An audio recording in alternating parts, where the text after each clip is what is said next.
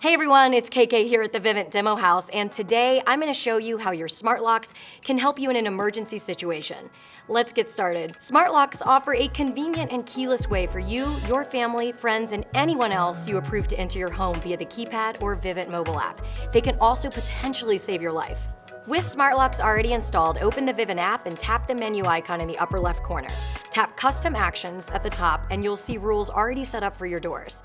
For example, if you have a Vivint Smoke Detector, you can activate the rule that will unlock your front door when a fire alarm is triggered, so that your family can make a quick escape. If you don't see the custom action that fits your need, tap the plus sign in the upper right corner for more options. And you can always check the status of your smart locks on the home screen of the Vivint app. Locking and unlocking is just a swipe away. Thanks for watching, and don't forget to like, comment, and subscribe by clicking the bell notification so that you know when we upload new content. Bye for now.